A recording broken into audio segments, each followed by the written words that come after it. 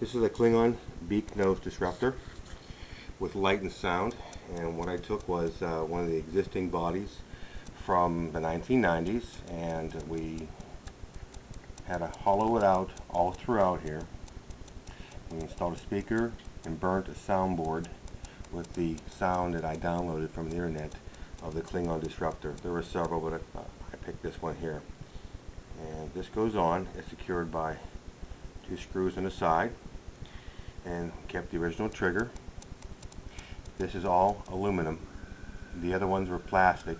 These are aluminum, so it makes it feel a lot better and sturdier. And I'll press the trigger.